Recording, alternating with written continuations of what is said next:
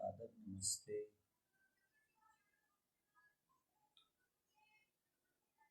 मंत्र पाठ। ओम सहना भवतु सहनौ भुनक्तु सह वीर्यं करवावहै तेजस्विनावधीतमस्तु मा विद्विषावहै। ओम शांति शांति शांति।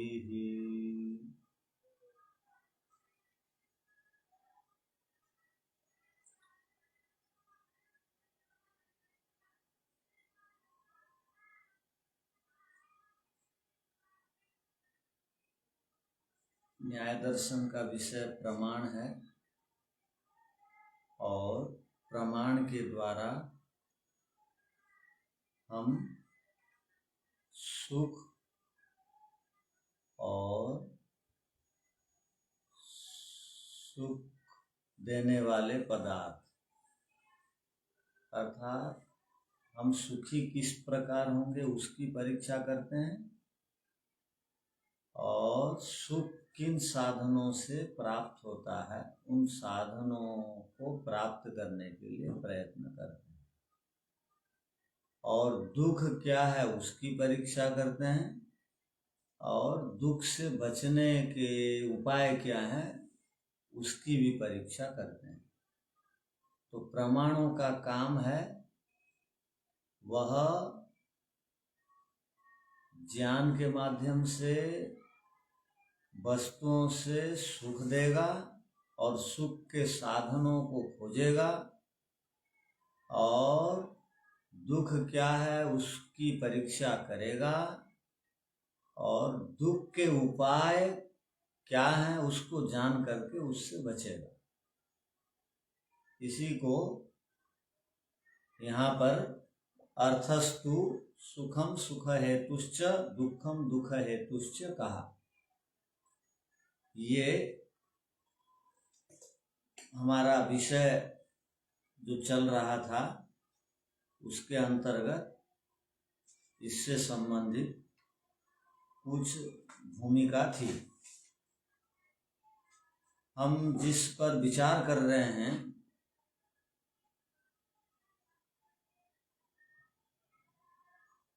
प्रमाता क्या है, प्रमाण क्या है, प्रमेय क्या है और प्रमिति क्या है, इस पर हम विचार कर रहे हैं।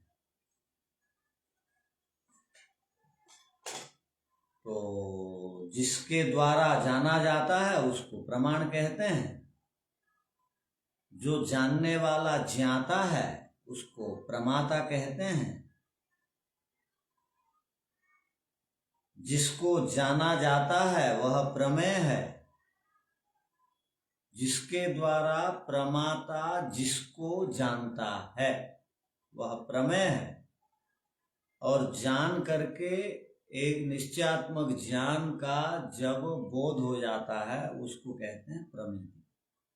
ये हमारा प्रकरण चल रहा है। तो इसी को यहाँ कहा गया था यस्य इप्सा जिहासा प्रयुक्तस्य प्रवृत्ति स प्रमाता स येन अर्थम प्रमिणोति तत्प्रमाणम यो अर्थः प्रमीयते तत्प्रमेयम यत् अर्थ विज्ञानम सा प्रमिति। यहाँ तक हम देख चुके हैं, अब आगे देखेंगे। तो आगे की पंक्ति को देखिए।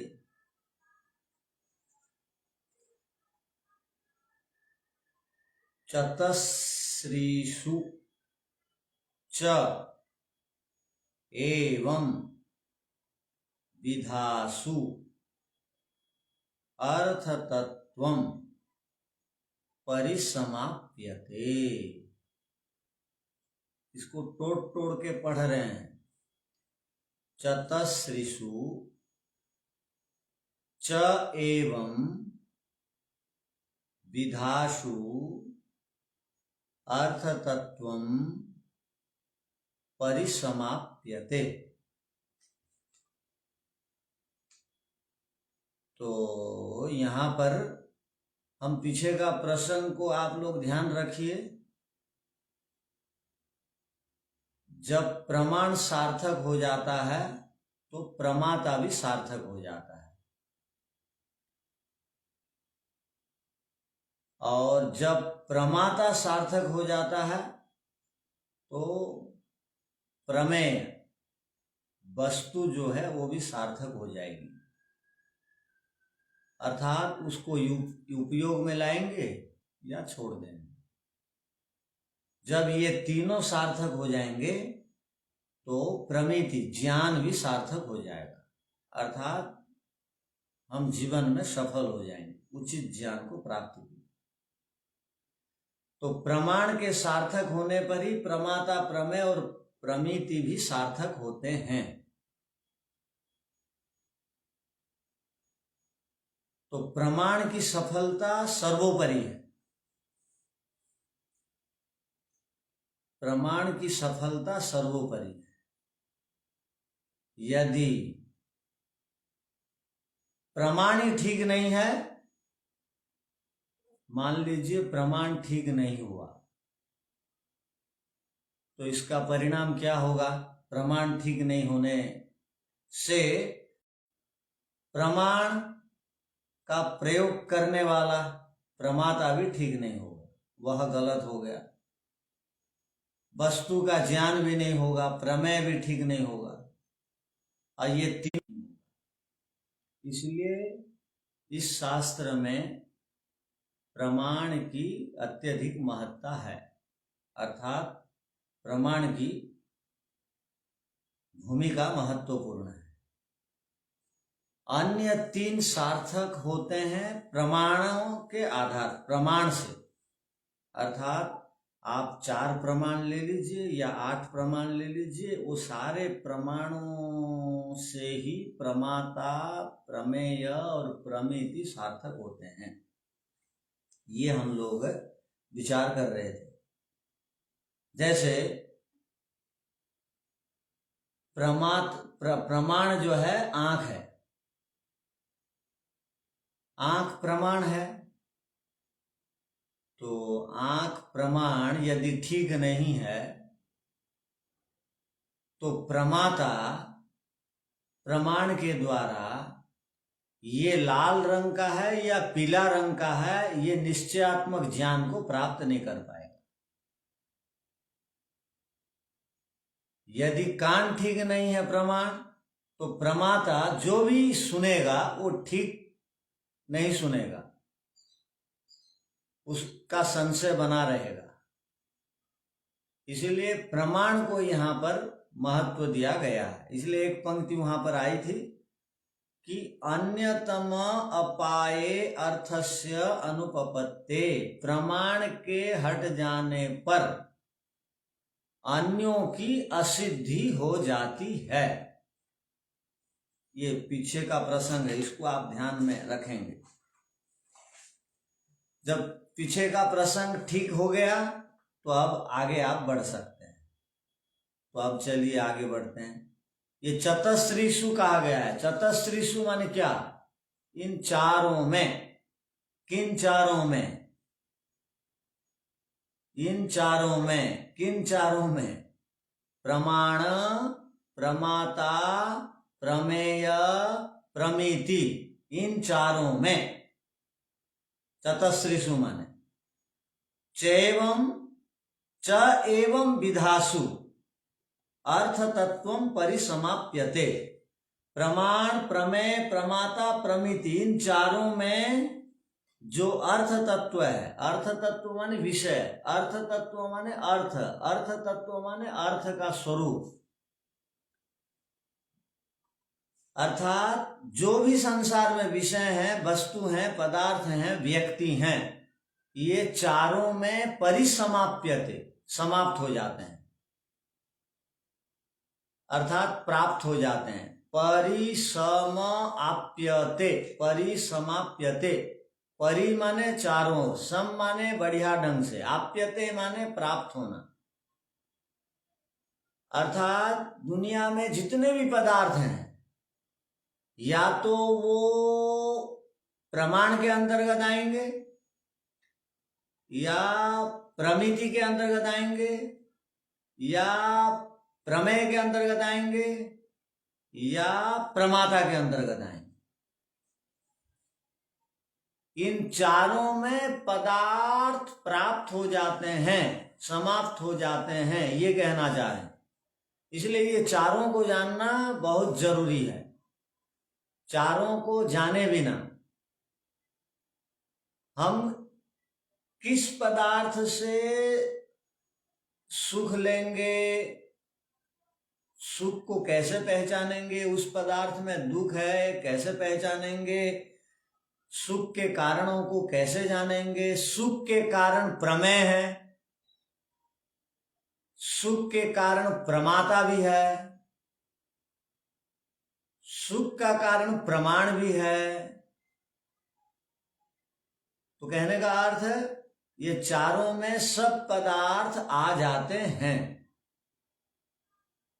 चतस्रीषु च एवं विधासु अर्थ तत्व माने अर्थ आ जाते हैं। अर्थ माने पदार्थ, अर्थ माने विषय, ये सब विषय इन चारों में आ जाते हैं, ये कहना चाह रहे हैं। तो ये चार प्रकार के हो गए। कौन चार प्रकार के हो गए? जिनका वर्णन हुआ है, ये चार प्रकार के विषय हो गए। तो समस्त अर्थ जिसको यहां पर अर्थ तत्व शब्द से पढ़ा है, समस्त अर्थ जिसको यहां पर अर्थ तत्व शब्द से पढ़ा है, वो अर्थ तत्व, अर्थात अर्थ तत्व का एक अर्थ होगा वस्तु मात्र, वस्तु मात्र, इन चारों में समाप्त हो जाते हैं। इन चारों के अतिरिक्त कोई वस्तु है ही नहीं। अर्थ तत्व अर्थात पूरा का पूरा अर्थों का स्वरूप चारों में आ जाता है। ये इस पंक्ति का अर्थ है। किसी को लिखना है तो आप लिखते भी जाइए। तो ये चारों में ये सब कुछ आ जाते हैं, ये कहना चाह रहे हैं। अब देखिए आगे, अब प्रश्न उपस्थित होता है कि अर्थ तत्व होता क्या है। अगली पंक्ति को समझने के लिए आपको एक प्रश्न अपने आप बनाना पड़ेगा। क्या प्रश्न बनाना पड़ेगा? भूमिका बनानी पड़ेगी। ये जो अर्थ तत्व है ये क्या है? अर्थ तत्व किसे कहते हैं? ये वस्तु मात्र क्या है? अब उसका समाधान करते हैं। अब कह रहे हैं किम पुनः तत्वम। तो हर पंक्तियों को हम जो है तोड़ के पढ़ रहे हैं। यदि मिला के पढ़ेंगे तो किम पुनः तत्वम होगा, उसको अलग कर दीजिए तो किम पुनः तत्वम। ये जो तत्व है, ये जो तत्व है, ये क्या है? अर्थात आप जो अर्थ तत्व बोल रहे थे, वह अर्थ तत्व का स्वरूप क्या है? जिसको आप अर्थ तत्व कह रहे हैं उसका स्वरूप क्या है, बताइए ना। ये प्रश्न हो गया। अर्थ तत्व का अब स्वरूप बता रहे हैं। तो सबसे पहले प्रमाण तो अर्थ प्रतिपत्तो प्रवृत्ति सामर्थ्यात अर्थवत प्रमाणम, एक वार्तिक आया था। अब ये दूसरा वार्तिक है, इसको आप ध्यान से वो कर दीजिए, लिख लेंगे। ये एक वार्तिक हो गया। कई बार वार्तिक और भाष्य एक साथ लिखे होने से यदि ज्ञान नहीं होता किसको हम वार्तिक कहें, किसको भाष्य कहें, इसलिए यहाँ ध्यान दिला दे रहे हैं कि ये वार्तिक है आप जो आप पढ़ रहे हैं। सतश्च सद्भावो असतश्च असद्भाव, इसको अलग करिए। सतः च सद्भावः असतः च असद्भावः। वार्तिक को आप अलग अलग अक्षरों में लिख दिए। पदार्थ किसे कहते हैं, तत्व किसे कहते हैं, वस्तु मात्र क्या है, अर्थ तत्व क्या है, उसका समाधान वार्तिक के माध्यम से दे रहे हैं। देखिए कितना ज्ञान बढ़ता है इससे। तो सतश्च सद्भाव, इसको दो भागों में बांट दीजिए। सतश्च सद्भाव, सतः च सद्भाव। अब इतना अर्थ समझ लीजिए, विद्यमान का होना। सतश्च सद्भाव का अर्थ क्या हो गया, विद्यमान का होना। विद्यमान का होना, जो पदार्थ अब सत्ता में है, दिखाई दे रहा है, जिसकी अनुभूति हो रही है, जो वर्तमान में सत रूप में है, जिसकी उपस्थिति है, उसको बोलेंगे सतः च सद्भाव। विद्यमान का विद्यमान के रूप में विद्यमान होना। आगे देखिए, असतः च असद्भाव, अविद्यमान का न होना। अविद्यमान का अविद्यमान के रूप में होना। अविद्यमान का न होना, विद्यमान का होना, ये दोनों को अर्थ तत्व कहा जाता है।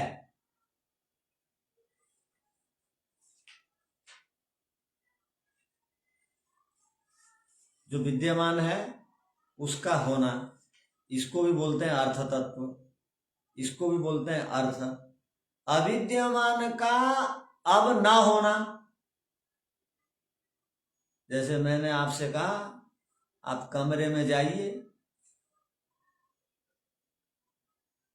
कमरे में जाइए और क्या लेके आइए, जल पात्र लेके आइए। तो आप कमरे में गए और जल पात्र को आपने ढूंढा। किससे ढूंढा, प्रमाण के द्वारा ढूंढा, और आप इस निश्चय पर पहुंचे कि जल पात्र यहां नहीं है, अविद्यमान है। ये भी प्रमाण से ज्ञान हुआ। तो अविद्यमान का ना होना भी वस्तु है, पदार्थ है। और मैंने कहा ग्लास ले आइए, आप गए, ग्लास था, ले आए। विद्यमान का होना, अविद्यमान का ना होना, इसको अर्थ तत्व बोलते हैं। ये एक विचित्र बात है। आपके मन में अब प्रश्न आएगा, अब उस प्रश्न का आप समाधान भी आगे कर देगा। अब देखिए आगे बढ़िए। सत का अर्थ विद्यमान हो गया, सत का अर्थ होना हो गया, सत का अर्थ अब वर्तमान में है, असत का अर्थ हो गया अविद्यमान, असत भाव का अर्थ होता है ना होना। यही अर्थ तत्व है, यही तत्व है, ये इसका अर्थ हो गया। तो पूरी पंक्ति का अर्थ क्या हो गया, विद्यमान का होना और अविद्यमान का ना होना, ये अर्थ तत्व है, यही तत्व है, यही यथार्थता है, यही विद्या है, यही सत्य है, यही धर्म है। इतना अर्थ हो गया। जो यथार्थ है उसी को धर्म कहते हैं, जो यथार्थ है उसी को न्याय कहते हैं, जो यथार्थ है उसी को सत्य कहते हैं, जो यथार्थ है उसी को तत्व कहते हैं। अब ये यथार्थ है, जो नहीं है उसको नहीं कहना। यथार्थ है या यथार्थ नहीं है? नहीं है तो नहीं है, पुस्तक नहीं है तो नहीं है तो है। तो इसी को अर्थ कहा जाता है। आगे देखिए, सद इति गृह्यमाणम। हाँ, अब देखिए, सद इति गृह्यमाणम। जो सत माने विद्यमान है, उपस्थित है, जिसको आप अब बोल रहे हैं विद्यमान है, उसी को कहते हैं सत। सदिति का अर्थ क्या है?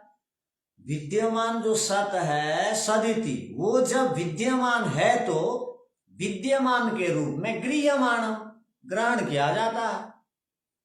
सत माने विद्यमान जो है, सदिति माने उसको विद्यमान के रूप में ही गृह्यमाणम ग्रहण किया जाता है। विद्यमान को विद्यमान के रूप में ही ग्रहण किया जाता है। इसका अर्थ हो गया क्या? सत सद इति गृह्यमाणम। और आगे खोल रहे हैं, देखिए, यथाभूतम। यथाभूतम, यथाभूतम का अर्थ क्या होता है? वह जैसा है वैसा ही गृहीत होता है। यथाभूतम, वह पदार्थ जैसा है उसको आप वैसा ही ग्रहण कर रहे हैं। आप कमरे गए, पुस्तक को आप, पुस्तक की सत्ता आपने देखी और पुस्तक को आप पुस्तक के रूप में ही ग्रहण कर रहे हैं। यथाभूतम माने यथार्थ ग्रहण कर रहे हैं। पुस्तक है, उसको पुस्तक के रूप में ही आप स्वीकार कर रहे हैं, यथाभूतम का। आगे क्या कहा देखिए, अविपरीतम।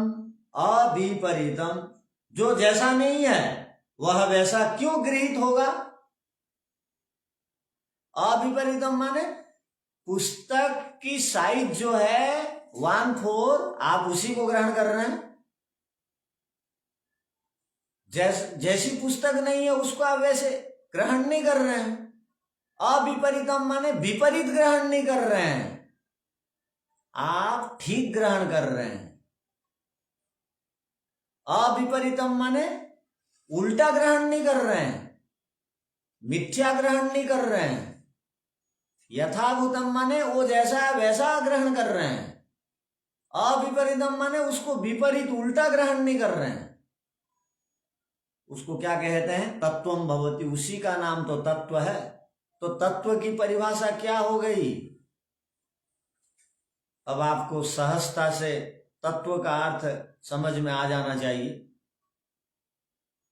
माने जो पदार्थ जैसा है उसको वैसा ही ग्रहण करना, विद्यमान को विद्यमान के रूप में ग्रहण करना, उसी रूप में ग्रहण करना, विपरीत ग्रहण नहीं करना, यही तत्व है। अब आत्मा को या ईश्वर को या इंद्रिय को इंद्रिय के रूप में स्वीकार करना, उसकी सत्ता, उसकी विद्यमानता को अनुभव करना, उससे विपरीत कुछ नहीं बोलना, ये ईश्वर सत्ता की प्रामाणिकता है, आत्मा सत्ता की प्रामाणिकता है। यही आत्मा को इसलिए द्रव्य कहते हैं कि उसको प्रमाण के द्वारा उसी रूप में दर्शनकार स्वीकार करते हैं, समाधि वाले स्वीकार करते हैं और उसको द्रव्य मानते हैं, उसको तत्व मानते हैं, उसको पदार्थ मानते हैं। तो देखिए आगे क्या कहा, असत च, इसको अलग अलग कर देंगे तो क्या होगा? असत च असत इति गृह्यमाणम यथाभूतम अविपरीतम तत्वम भवति। अब देखिए, अब जो है पुस्तक का रंग रूप जैसा था उसको आपने वैसा ही ग्रहण कर दिया तत्व में। तो विद्यमान के रूप में गृहीत होना, जैसा है वैसा गृहीत होना, उल्टा गृहीत नहीं होना, उसी को तत्व का। अब अगली बात ध्यान से सुनिए, जो असत क्या है जी? असत माने अविद्यमान, अभाव। तो असत, अविद्यमान का अर्थ क्या है? अभाव। असत, असत जो है वह अविद्यमान के रूप में ही गृह्यमाणम ग्रहण करिए। असत को अविद्यमान के रूप में ही ग्रहण करिए, नहीं है तो नहीं के रूप में ग्रहण करिए, यही कहना चाह रहे हैं। नहीं है तो नहीं के रूप में स्वीकार करिए, जिसका उस समय वो जो स्वरूप है उसी को स्वीकार करिए। अविपरीतम, उसका उल्टा स्वीकार न करिए। यथाभूतम, जैसा है वैसा स्वीकार करिए। नहीं है के रूप में स्वीकार करिए, नहीं है कि सत्ता है, स्वरूप है, तो उसी रूप में स्वीकार करिए, उससे उल्टा स्वीकार ना करिए। इसको भी क्या कहते हैं? तत्वम भवति। इसको भी पदार्थ कहते हैं, इसको भी तत्व कहते हैं। तो तत्व की दो परिभाषा हो गई। असत जो अविद्यमान है उसको अविद्यमान के रूप में ग्रहण करना, नहीं है नहीं के रूप में स्वीकार करना, नहीं है तो नहीं के रूप में स्वीकार करना, उससे उल्टा स्वीकार नहीं करना। शरीर अनित्य है उसको नित्य स्वीकार करना, ये गलत है। शरीर नित्य नहीं है तो अनित्य के रूप में स्वीकार करना। वैसे ही संसार में जो पदार्थ जैसा है उसको वैसे ही रूप में स्वीकार करना, नहीं है तो नहीं के रूप में स्वीकार करना भी तत्व है तो है के रूप में स्वीकार करना भी तत्व है, ये कहना चाहते। नहीं है तो नहीं के रूप में स्वीकार करना तत्व है तो है के रूप में स्वीकार करना तत्व है। तो जब इस प्रकार हम स्वीकार कर देते हैं तो एक प्रश्न हमारे पास उपस्थित हो जाता है। क्या प्रश्न उपस्थित हो जाता है? देखिए, अब हमको विचित्र सी लग रही है बात। अब प्रश्न उपस्थित होता है, जो दिख रहा है उसको तो दिख रहा है के रूप में हम स्वीकार करेंगे, जो नहीं दिख रहा है उसको कैसे नहीं दिख रहा है के रूप में स्वीकार करेंगे? दिख रहा है तो उसकी सत्ता है, नहीं दिख रहा है तो वो द्रव्य सत्ता कैसे है, किस प्रकार होगा वो तत्व के रूप में किस प्रकार माना जाएगा? कई बार जो है अभाव जो है भाव को बताता है। हम अभाव प्रमाण में पढ़े थे, उदाहरण दिए थे, क्या का बताइए? अभाव प्रमाण किसे कहते हैं? आचार्य जी, जिसका भाव ना हो, जो पदार्थ विद्यमान नहीं है, वो पदार्थ है लेकिन वहां पर विद्यमान नहीं है, उसका अभाव है। पूरी परिभाषा नहीं हुई, ऐसे तो नहीं बताए थे। जैसा कि बादल में अग्नि और वायु के संयोग को हाँ, इसलिए बरसात नहीं होती। एक की अनुपस्थिति एक की उपस्थिति बताती है अभाव का अर्थ। अब वर्षा की अनुपस्थिति है, अविद्यमानता है, इसका अर्थ है वायु और बादल का संयोग है, इसलिए वर्षा का अभाव है, ये बताते हैं। तो अविद्यमान है, यहां पर अविद्यमान भी तत्व है, अर्थात वो अविद्यमान तत्व जो है विद्यमानता की ओर इशारा करता है। तो अविद्यमान भी प्रमाण के द्वारा ही सिद्ध होता है। यदि प्रमाण नहीं होता, आप ये नहीं बोल सकते थे क्या कि ये वस्तु बिल्कुल है ही नहीं, ये वस्तु प्रमाण नहीं होता, आप तो प्रमाण नहीं होता, तो आप जिस प्रकार शरीर को अनित्य बोलते हैं, आत्मा को भी ऐसे अनित्य बोलते, समाधि जब तक नहीं लगती।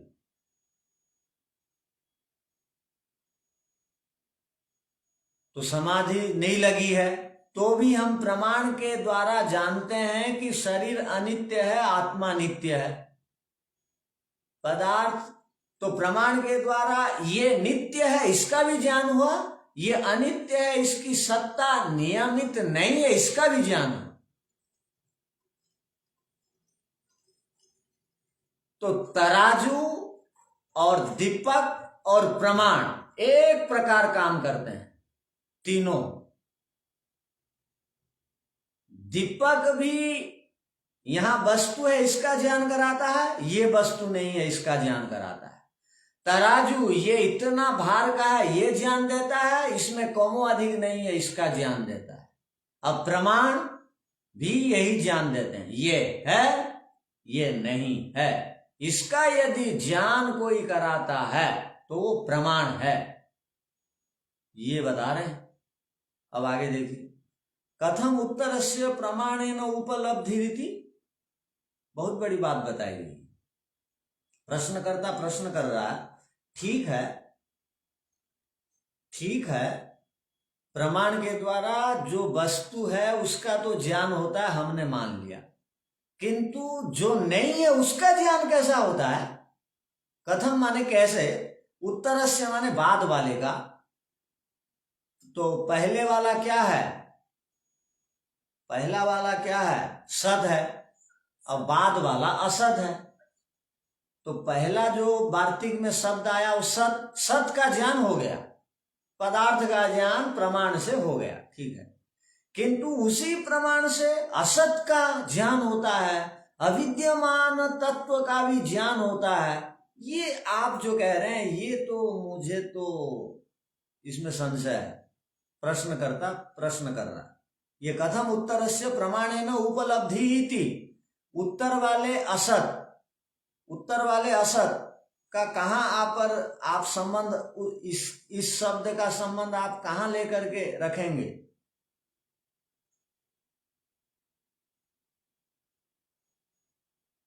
कोई एक बताए, कथम उत्तरस्य प्रमाणेन उपलब्धि रीति। इस पंक्ति का संबंध पीछे कौन सी पंक्ति से होगी?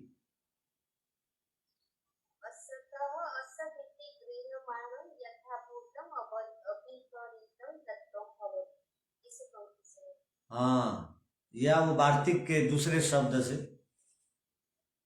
ऐसे आपको आना चाहिए ना बोलना। उत्तरस्य माने बाद में। आप दो प्रकार के शब्दों को तत्व बोल रहे हैं, एक सत वाले और एक असत वाले। तो असत वाला तो तत्व है, ये बात पकड़ में आ गई। और बाद वाला जो असत है वो तत्व कैसा है, उसको प्रमाण के द्वारा कैसे प्राप्त करते हैं? उपलब्धि माने उसको कैसे जाना जाता है, उसकी अनुभूति कैसी होती है, ये तो बताइए। प्रमाण के द्वारा उसकी उपलब्धि, उत्तरस्य माने बाद वाला असत की उपलब्धि किस प्रकार होती है, इतना आपने लिख लिया। चलिए आगे बता रहे हैं। ये भी वार्तिक है जो आप पढ़ा रहे हैं, इसको भी कोट कर दीजिए, माने ध्यान रखिए, उसको अलग से लिख लें। सती, हाँ ये आगे ये जो आएगा, सती उपलब्ध्य माने तद अनुपलब्धे प्रदीपवत, यहां तक वार्तिक है। असत की उपलब्धि प्रमाण से किस प्रकार होती है?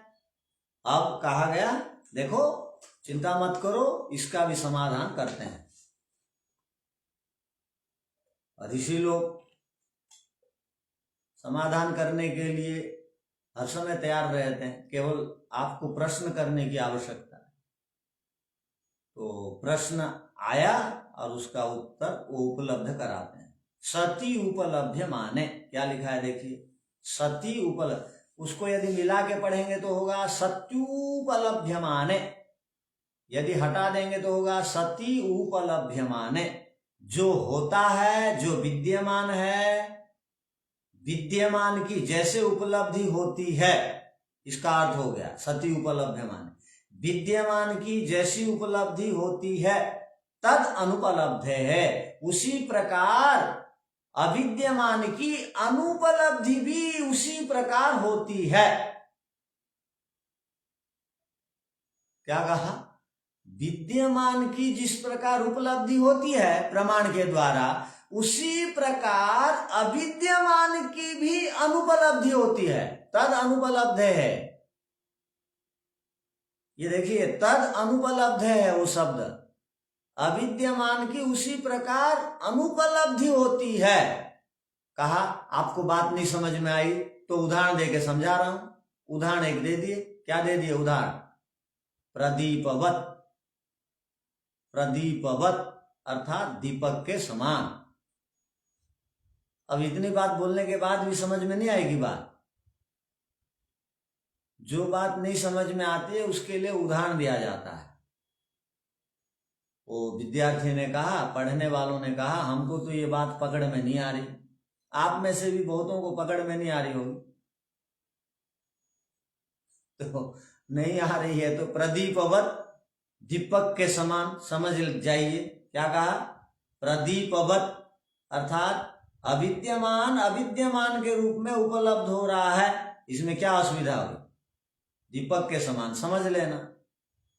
ये वार्तिक है, इसको आगे खोल रहे हैं। हाँ तो अब समझ नहीं। हाँ, तो नहीं आई इसलिए तो उसको खोल रहे हैं। अब देखिए आगे की पंक्तियों को देखिए ध्यान से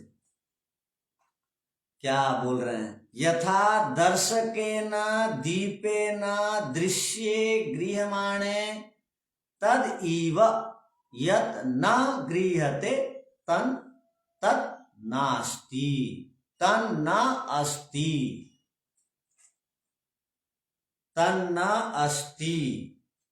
हाँ, तो अब इसको समझिए। यथा माने जैसे, यथा माने जैसे, जैसे दर्शकेन दीपेन,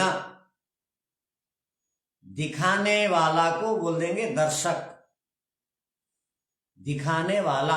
दर्शक का एक अर्थ होता है देखने वाला, एक अर्थ होता है दिखाने वाला, दोनों अर्थ होते हैं। तो एक अर्थ जो देखने वाला है, यहां देखने वाला अर्थ नहीं होगा, दिखाने वाला अर्थ होगा यहां पर।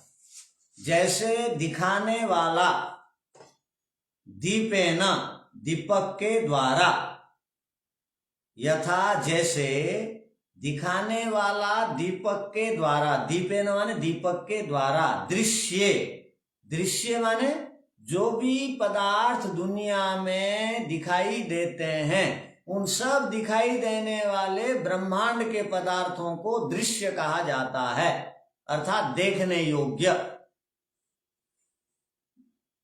जो दिखाता है उस दीपक के द्वारा देखने योग्य पदार्थों को ग्रहण किया जाता है। गृह्यमाणे हम ग्रहण करते हैं। तदिव उसी के समान, तदिव उसी के समान, यत् न गृह्यते जिनको ग्रहण नहीं किया जाता है, तत् न अस्ति वो वहां पर नहीं है। दीपक क्या करता है अंधेरा में, ये पदार्थ है और ये पदार्थ नहीं है, इसका ज्ञान ठीक ठीक करा देता है। इसी को तत्व ज्ञान कहते हैं। तो किसने कराया नहीं है का ज्ञान और है का ज्ञान?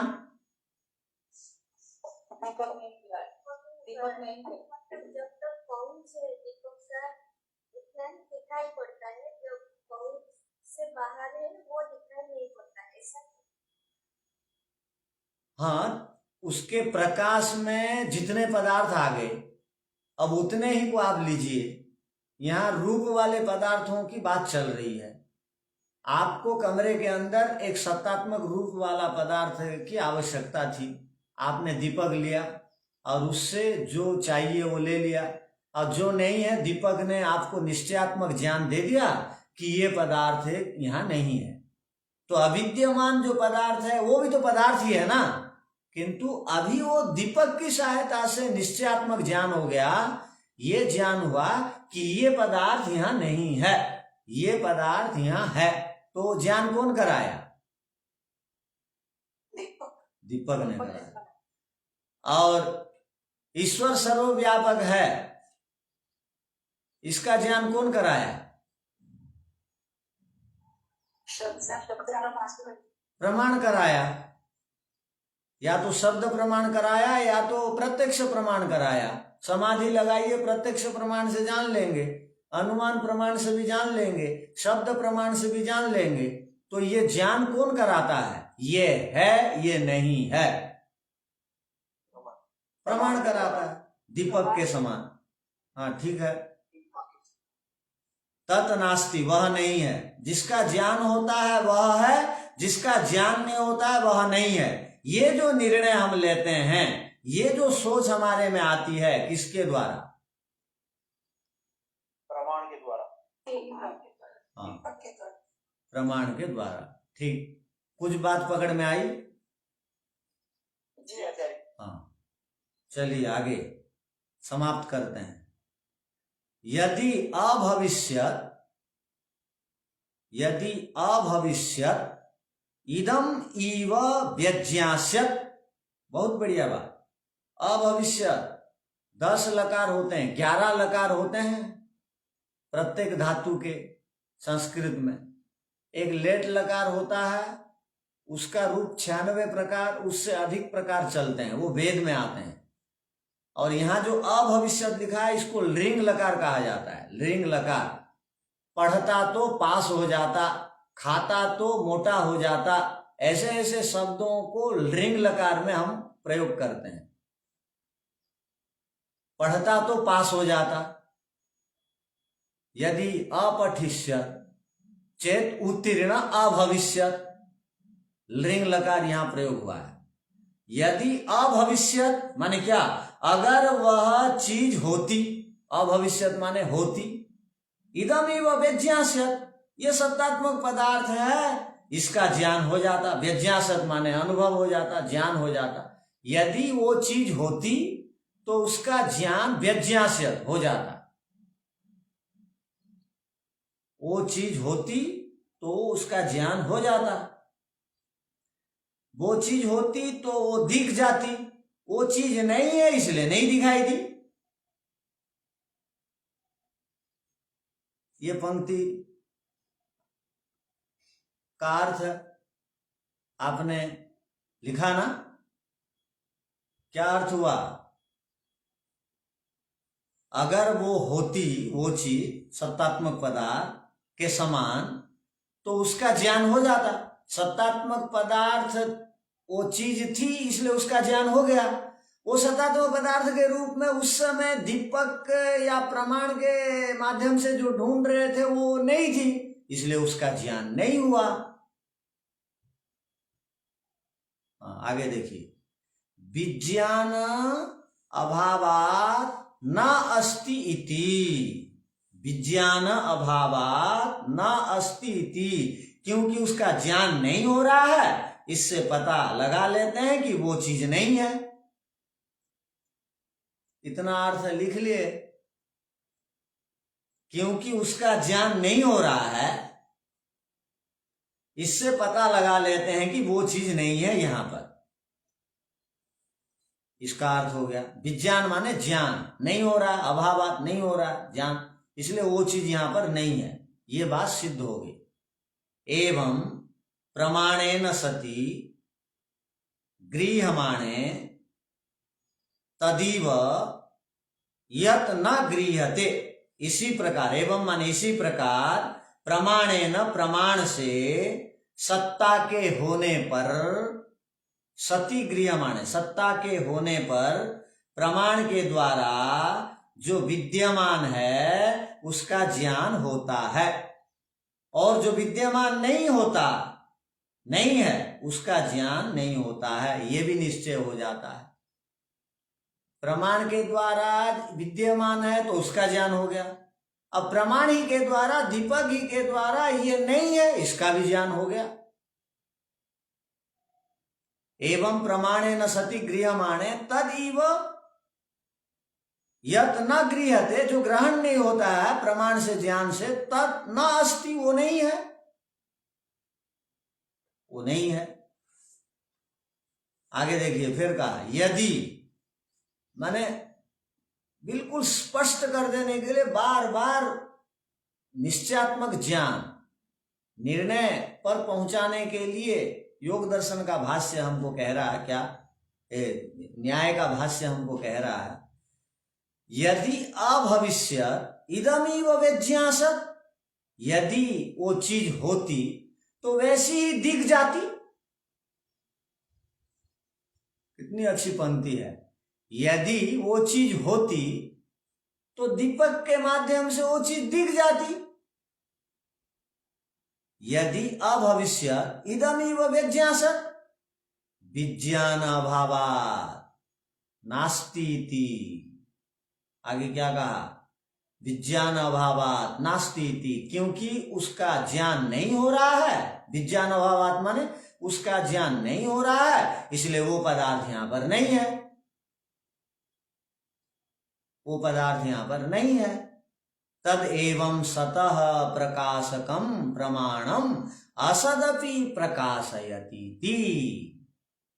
क्या कह रहे हैं, तद एवं सतः प्रकाशकम प्रमाणम असदपि प्रकाशयति, यह जो प्रमाण है वह विद्यमान का ज्ञान कराते हुए, इस पंक्ति का ये जो प्रमाण है विद्यमान का ज्ञान कराते हुए साथ में जो अविद्यमान है उसका भी ज्ञान करा देता है, उसका भी ज्ञान करा देता है। तो प्रमाण सत का ज्ञान कराता है, इसी प्रकार प्रमाण असत का भी ज्ञान कराता है।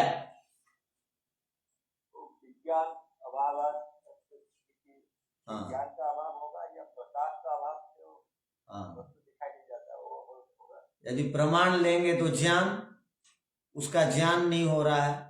प्रमाण के द्वारा ज्ञान पता लग जाता है ये नहीं है, और यदि प्रमाण के द्वारा है तो पता लग जाता है।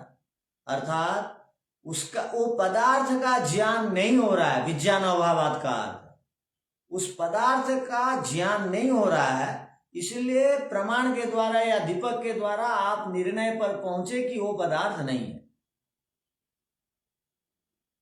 तो किसी वस्तु की विद्यमानता को भी बताता है प्रमाण और किसी वस्तु की अविद्यमानता को भी बताता है प्रमाण। तत्व दोनों में विद्यमान है, तत्व दोनों में विद्यमान है। होते हुए ठीक ज्ञान होता है, नहीं है तो उसका नहीं है का भी ठीक ज्ञान होता है। होते हुए का भी ठीक ज्ञान होता है, नहीं है तो नहीं है का भी वो पदार्थ अभाव है उसका भी ठीक ज्ञान होता है। इसी को तत्व कहते हैं।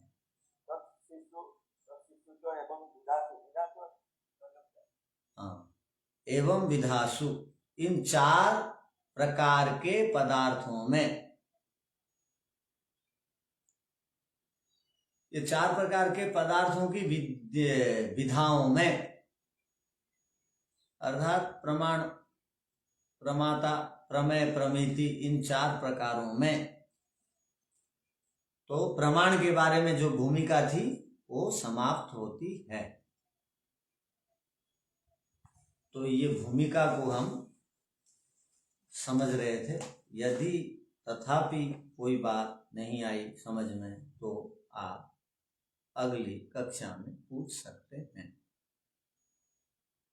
इसको ठीक से समझ के आइए। ओम शांति शांति शांति। सबको सादर नमस्ते।